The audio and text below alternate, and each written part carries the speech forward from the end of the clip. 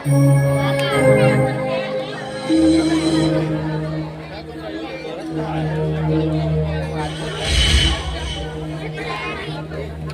करू या कोणाच्या मनात काय चाललंय काही कळत नाही. एकतर या श्रीकांतसाठी गर्भ श्रीमंताच्या पोरी बघितल्या पण नाही, याच्या मनात कुणीतरी दुसरीच्या आज या पंचक्रोशीत या जयसिंग पाटलाचं नाव मोठ्या आदराने करतात. पण देव जाणे हा मुलगा माझ्या अब्रूला मातीत मूळ करतो की काय.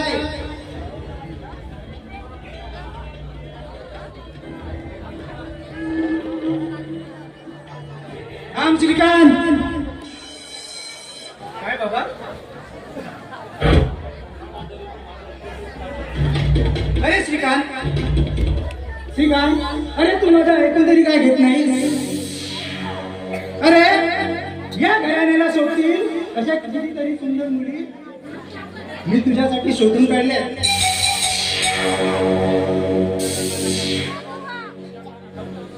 आणि तू त्या मुलींना का नाकारतोयस? बाबा मी तुम्हाला आधीच सांगितलंय, मला पसंत असलेल्या मुलीशीच मी लग्न करेन. पण बाबा मला एक समजत नाही, तुम्ही माझ्या पाठीमागे का लागलाय? मी तुम्हाला अगोदरच सांगितलं की मला ज्या मुलीवर मी प्रेम करतो त्या मुलीसोबतच मी लग्न करणार. अरे अरे तुझ्या मनात काय चाललंय ते तरी मला निदान कळू देणार आहेस की नाही? बाबा ऐकायचं आहे? हा बाबा ऐकायचं आहे तुम्हाला? हो. मग ऐका. मी त्या रेणूशी प्रेम करतोय आणि इतका जीवापाड प्रेम करतो की मला तिच्याशीच फक्त आणि फक्त तिच्याशीच लग्न करायचं आहे. अरे वेळ लागलाय का तुला?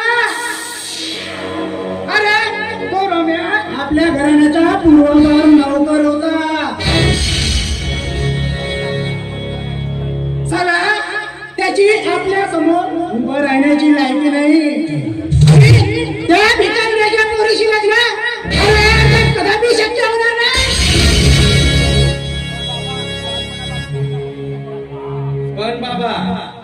पण बाबा एक लक्षात ठेवा, आजपर्यंत मी फक्त आणि फक्त तिच्याशी जीवापाड प्रेम केलंय.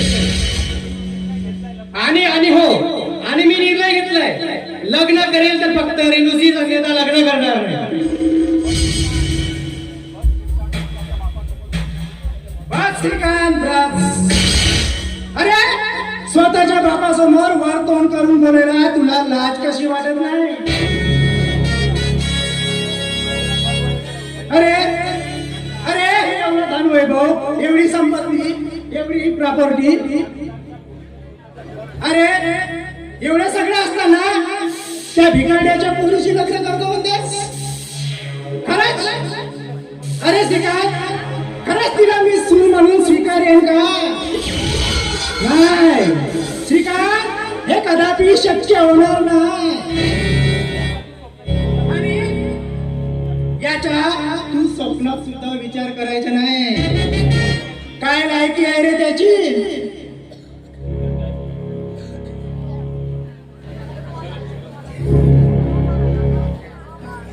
लायकी आहे ना बाबा. आपल्या श्रीकांत दादाची निवड काही साधीसुधी नाही. कारण ती रेणू MPSC परीक्षा पास होऊन तहसीलदार या पदासाठी निवड झाली आहे. काय सांगतो शरद? माझी रेणू MPSC उत्तीर्ण झाली. जे स्वप्न मी पूर्ण करू शकलो नाही ते माझ्या रेणूने पूर्ण केलं. बघितलं बाबा, माणूस हा पैशाने मोठा होत असतो तर गुणांनी मोठा होत असतो. तो कर्तृत्वाने मोठा होतो. आणि माझी रेणू MPSC उत्तीर्ण झाली. वा शरद, मला खूप आनंदाची बातमी दिली. मी आता जातो आणि रेणूला शुभेच्छा देऊन येतो.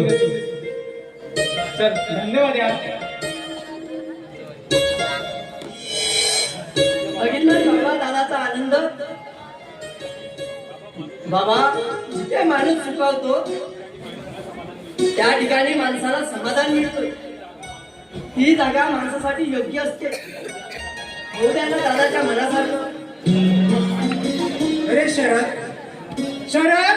अरे तुला काय करतो रे येतलं? अरे ती तहसीलदार झाली असली तरी शेवटी श्रीमंत गरीबाची पोरच ना. अरे माणसाला समाधान मिळते म्हणून माणूस काही चिखलात विसावा घेत नाही. अरे जर लग्न झालंच, एकीकडे आपल्या श्रीमंत माणसं आणि दुसरीकडे त्या भिकारड्याची वरा.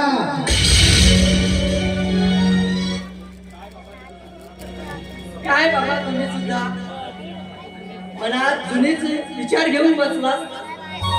जग आकाशावर चाललंय आणि तुम्ही मात्र जुन्याच म्हणजे रूढी परंपरा विरून गेला.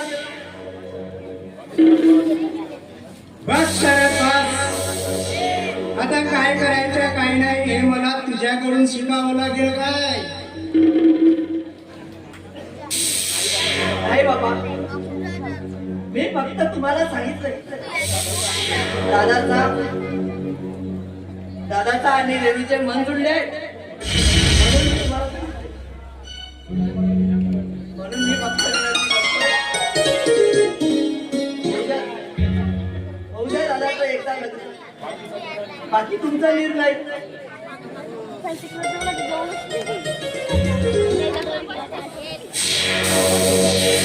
साला तो राम्या, साल्याची माझ्या जोडे पुसण्यास जिंदगानी गेली आणि माझ्यासोबत गादीवर बसण्याचे ऐशो आरामात स्वप्न पाहतोय. पण मी सुद्धा जयसिंग पाटील आहे. अरे कुठली ती शिकावी तर ती माझ्याकडून. स्वतःचा स्वार्थ साधल्याशिवाय मी हे लग्न अजिबात होऊ देणार नाही.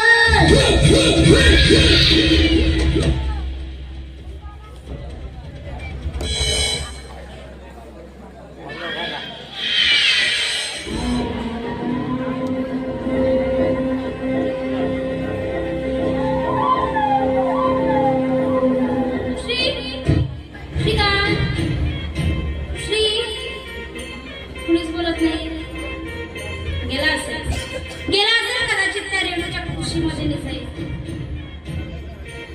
पण आता नाही. आता मी बाजूला एक वेगळीच चाल सांगणार आणि त्या चालीचा मोहरा असेल शरद.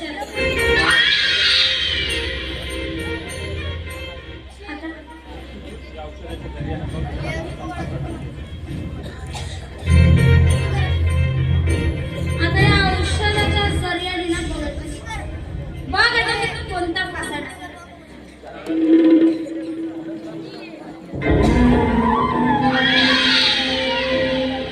अरे कोणी आहेत का घरात? श्रीकांत, शरद.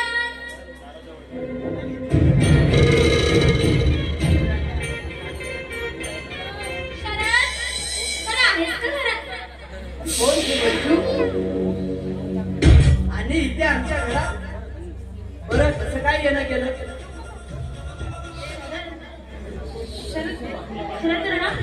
खरं तर आज मी माफी मागायला आली होती. काय आहे ना, त्या दिवशी मी स्वतःचं भान विसरले आणि मला जे नको बोलायला होतं ना ते सगळं नको ते बोलून घेतलं. पण शरद तुला खरंच सांगते, अरे रात्रभर मला झोपच आली नाही बघ. सतत मला श्रीकांतचा विचार येत होता. मला असं वाटते की हे बघ जर त्याच्या मनात कोणी दुसरं आहे ना तर मी कोण होते ना त्याच्यावर जबरदस्ती करणारी. आणि जर त्याला माझ्यावर प्रेम नसेल तर ठीक आहे ना. शरद मला खूप पश्चाताप झाला रे. आणि तसे मला सांग, जर त्याचं कोणा दुसऱ्यांवर प्रेम असेल तर तो माझा स्वीकार कसं काय करेल हा? शरद अरे म्हणूनच माफी मागायला आलेली. श्रीकांत आहे का घरात? नाही हो दादा, वहिनीकडे. कारण आमची होणारी वहिनी तहसीलदार होणार आहे ना. नाही नाही चांगलं खूप चांगलं आहे. पण शरद एक विचारू का मी तुला? हा अगदी निसंकोचपणे विचार. मला स्वतःचा मित्र समज. शरद शरद मला सांग, खरंच मी कोणाला न आवडावी इतकी वाईट दिसते का रे मी? हा? कुणी सांगितलंय तुला वाईट दिसतोस म्हणून? म्हणून त्यासाठी तुला हे पुरुषी कपडे घालणं सोडून स्त्रियांचे कपडे घालावे लागतील. बघ बघ तुझा सौंदर्य किती शोभून दिसतोय तर. अच्छा असं म्हणतोस तू? मग ठीक आहे ठीक आहे शरद, आजपासून ना मी हा पोशाख अजिबात वापरणार नाही. हा, अगदी मुलींसारखं नटून नटून राहील मस्त. काय काय मैजू, खरं सांगू तुला, माणसाचं मन हे एक पाखरासारखं असते, पण ते स्वतःचं घर मात्र विसरत नाही.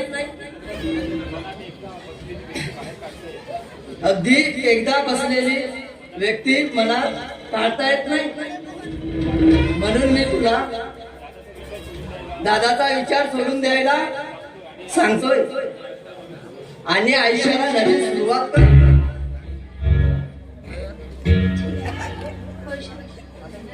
हा तुम्ही तसंच करतो. बरं चल येते मी आता. हा नाही असं कसं होणार? तू पहिल्यांदाच आमच्या घरात आली, चाय घेतल्याशिवाय तुला जाऊ देणार नाही. अच्छा असं म्हणतोस. शरद मग असं करते की तुझ्याकडे पहिल्यांदा आली आणि तर मग मी तुला चहा बनवून पाहिजे. काय चालू चालेल ना? हो ना? चालेल ना मी?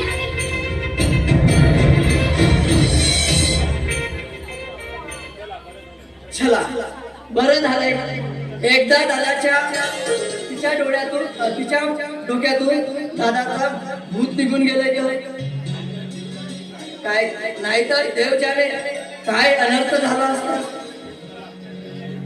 चला झालं ते झालं, योग्य झालं.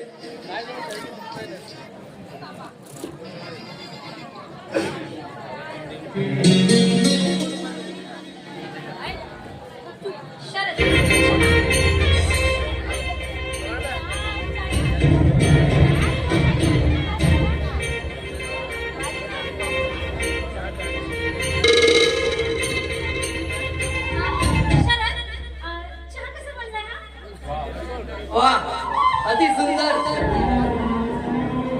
एकदम झकास. बैजू, पण माझा डोका गरगरल्यासारखं वाटतंय. मला झोप येत आहे.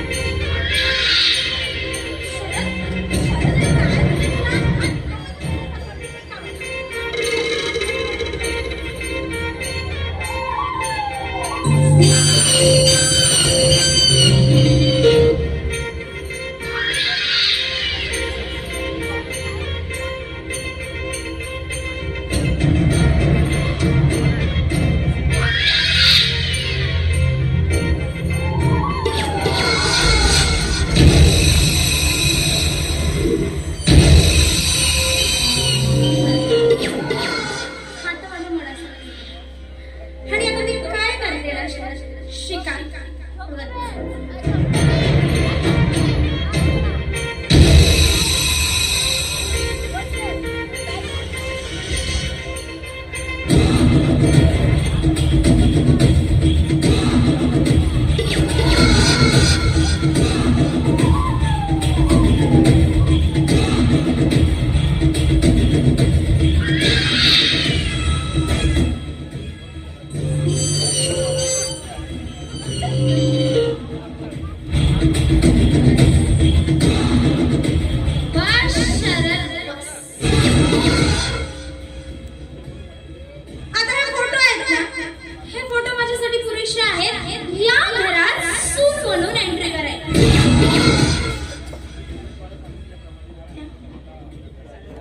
त्या विश्वाने सांगितल्याप्रमाणे ह्या फोटोच्या माध्यमातून मी ह्या घरामध्ये सून बनून येऊ शकतो.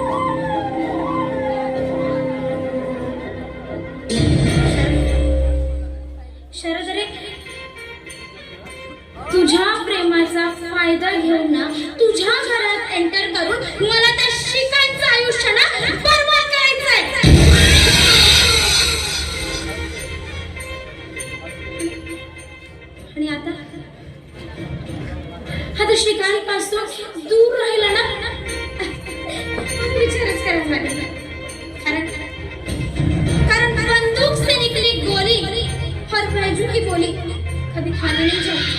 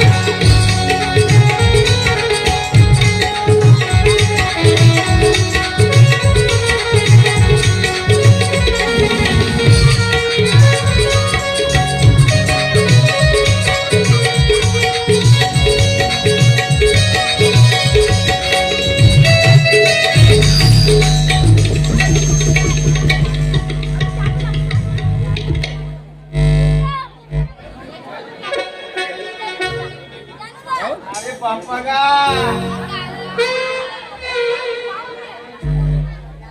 साला मस्त बंद करून राहिला.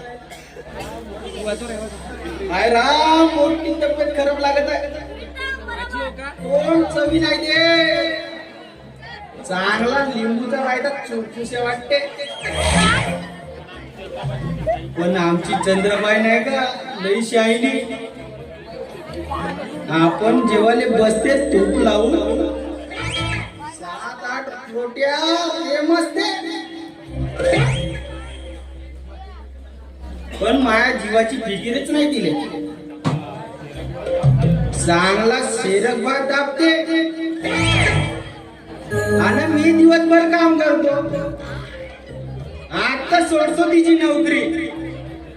जाओ चंद्रेचा आता करतो आपल्या हाताने संडास साफ.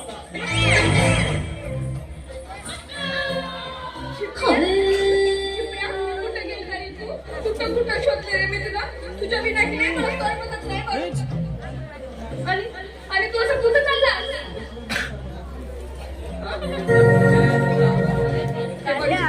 तुला माहिती आहे की तुझ्याशिवाय मला करमतच नाही. असं होय का? मग ते घ्या इट आणि फोडा मा डोकसा. माया जीव भारी भारी लागते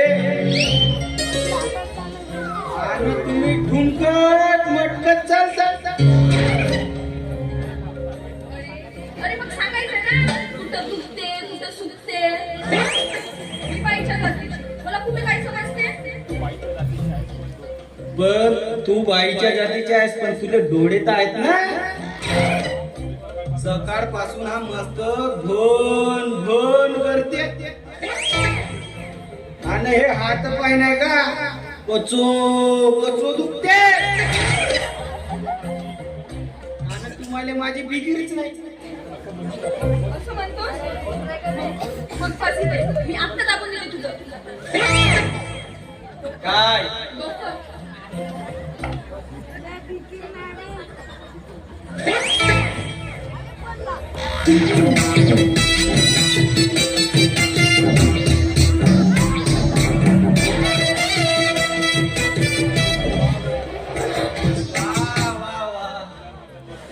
हाताने मस्त लागते व. हा हलका हलका लागत आहे. ताप बाई ना पहिलं का बाकी पाहायचे हात पाय चुरत जात होतीस का बाई.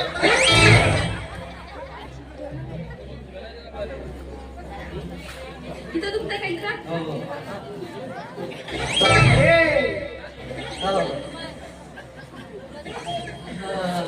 हेलो जडीबुटी खा.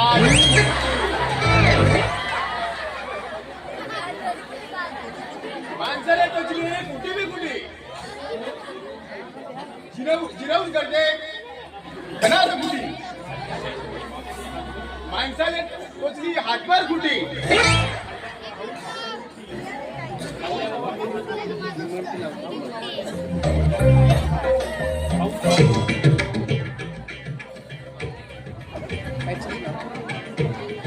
खाऊन पहा ढोलक मोठी. दाब दाब आणखी दाब बाई. तुला चांगला तापता येते.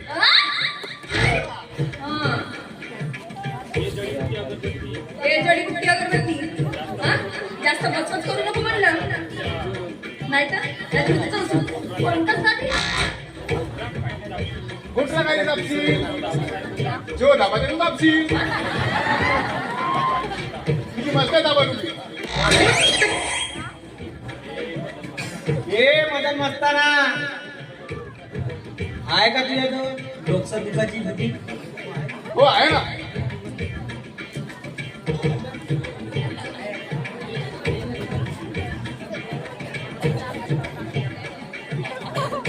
हे घे डुंगर बुट्टी. ए बुकन्या हा चांगला बोलत जा ना. तुला काही अक्षर आहे का नाही? नाही या बाईसमोर कसंही बोलायचं का काही अक्षर? अशी बापतच काय ना बाई. नावच आहे तसं. 16 सहस्र तपस्या केल्यानंतर बुचक्या बाबाच्या आशीर्वादाने बोचलू मुलीने हे बनवली आहे. मोठ्या कामाची आहे. आणि किती दाखवतो थांब.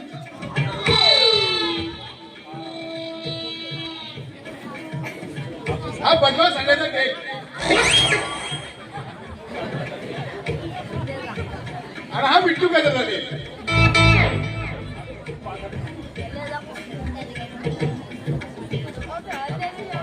आणि हा सुसूर बदल तेल. सगळ्या कामाचा माल आहे बाई. पण हे डुंगरबुटी सगळ्यात उत्तम. पण बाबाजी ही लावायची कशी? अरे म्हणता ती लावायची नसते. हे पाण्यात बुडवून खायची असते. हो का? कोणाची बाबाजी? नाही बाई लावायची पण नाही आणि खायची पण नाही. जेतं पसरा तिथं डुंगणं आणि ठेवायची. बाप त्याची बाई बाप अंदर जाऊन तुला रोग मुक्त होते. अच्छा म्हणजे सर्व रोगावर एकच गुडती चालते म्हणायचं. मग नाही का पॉवरफुल डोस फक्त 5 रुपया. मांडे खाली रो. आणि जाईन पडून रो. हे बुटीवाल्या जुत्या बनवून राहिला का बेत? अबे मला ढवळ बनाव नको पकडू. अबे ज्या पहिले नवरे आहोत ना त्याले हा नाही का हा बिट्टू गजर केला मला. नवऱ्याची लाईन लागते बाई लाईन मुली. आणि त्याच नवऱ्याचं लाताडू जर भुललं ना आणि हा बदमाश साडू त्याला लावायला. अरे 5 धंदा करू शकते तसं इथून असं तरी. आणि साला तू उद्योग दे माझ्याजवळ सगळं पकडते. अरे अरे हा फक्त दवाई कशी घ्यायची हाच विचारला ना. अच्छा टेलिंग बाबाजी बोला की हीच दिवाळी कशी येईल? बॅक साईड की फ्रंट साईड? बोली गेली की मारली? सुकीच गावाचा पण बिने कपडे नको. कशाची? नाही तर मोठ्याने केस तुडे होते. आपे हंड्रेड जागा मोठ्यानं उचला. बाबाजी नाही का? आपे हंड्रेडला तो धंडूबा. ते मग काय करू?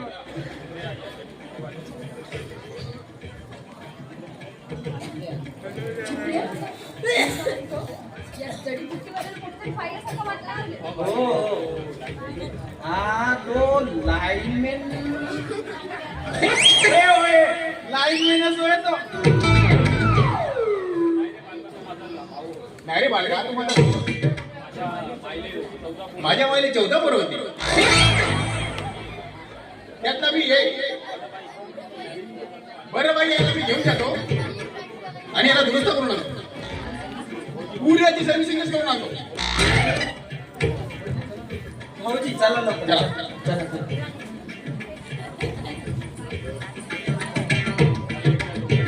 झालं एकदा डोक्याचा संताप गेला. ती पण बडबड खूप आवडत. पण हे पाटील साहेब अजून आले कसे नाही? हा? इथेच तर भेटायला बोलवले होते. ही काही पद्धत असते कुणाला बोलायचं आणि वाट बघत ठेवायची.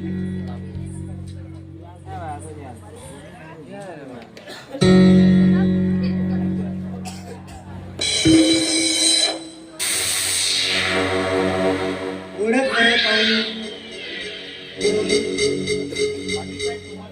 पाटील साहेब तुम्हाला ओळखायला नाही झालं? हे बघा मोगऱ्याचा तेलाचा वास अगदी ओळखीचा आहे बरं. अगं म्हणूनच तर तुला या सगळ्या लोकांची नजर चुकवून तुला पहिलं भेटायला येतो. चंद्रा, अगं चंद्रा, खरंच तू सौंदर्याची खाण आहेस.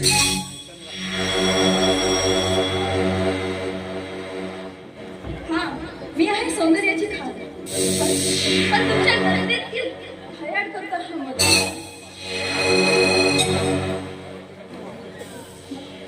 मग करायची का पाटील साहेब सुरुवात?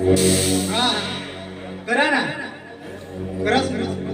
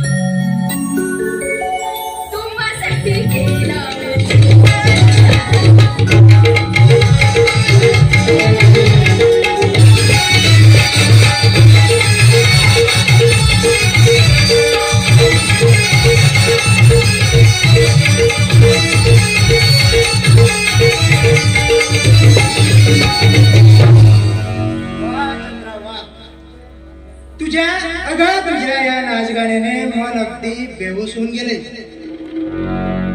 कधी कधी याच्या वाड्यावर आम्हाला खुश करायला अहो, पाटील साहेब, काय म्हणताय तुम्हाला खुश करायचं? अगं हा घे तुझा इनाम.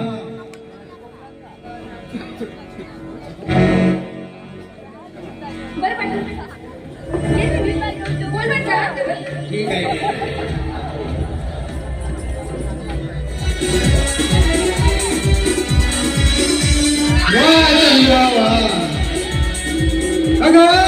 अगं तुझ्या या मदहोश शरीरानं मला अगदी बेहोश करून टाकले. अगं असं वाटतंय की तुझ्या या नाजूक शरीराचा एकदा आस्वाद घ्यावा.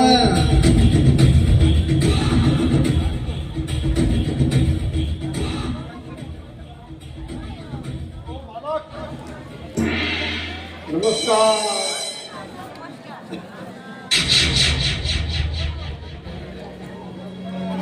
मला तुमच्यासोबत एका महत्वाच्या विषयावर बोलायचं होतं. मी तुमच्या वाड्यावर गेलो, पण कळलं की तुम्ही बागेमध्ये फेरफटका मारायला गेले तुम्ही. मग म्हटलं चला बागेतच मिळूया. अरे मग बोल ना, काही पैसे वगैरे पाहिजे होते का तुला? माझं लहान मोठा घात घेतोय. माझी मुलगी रेणू आणि तिचा मुलगा श्रीकांत यांचं दोघांचं एकमेकावर खूप प्रेम आहे बघा. रेणूंनी सर्व मला हक्क सांगितले. तेव्हा दोघांचे हात एवढे झाले की माझ्या कर्तव्याला मी मोठा. अरे वा, म्हणजे स्वतःच्या मुलीला माझ्या घरची सून बनवण्याचं स्वप्न बघतोस? अरे अरे निदान स्वतःची लायकी तरी बघ. खरं बोलला मालक. तुझ्या पुढे उभे राहायची सुद्धा लायकी नाही. पण ती दोन माकडे एकमेकावर जीव लावून बसली आहेत ना. आपणच त्याला दुबगलं तर स्वतःच्या जीवाचा बरोबर.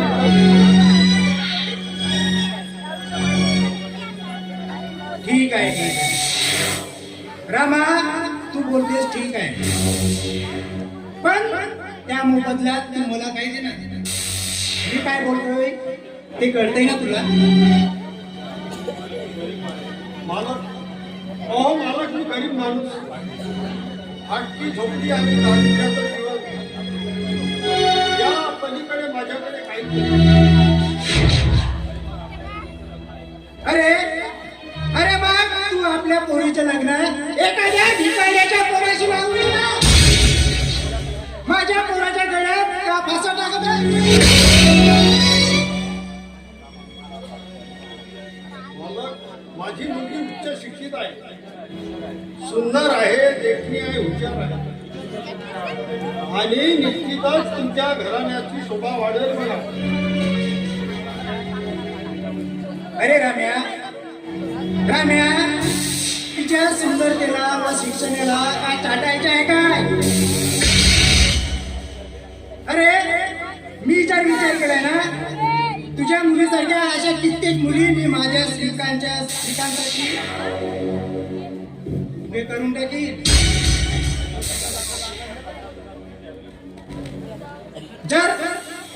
जर लग्न करायचंच आहे तर तुला 50,000 रोकड रक्कम मोजावी लागेल. तेही लग्नाच्या अक्षता पडण्याआधी. समजलास? आलाय मोठा लग्न करायला.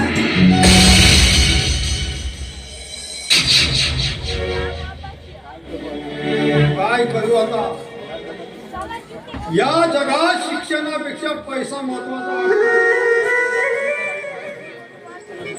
पण काही झाले तरी चालेल, मी माझ्या पोरीचं लग्न करेन.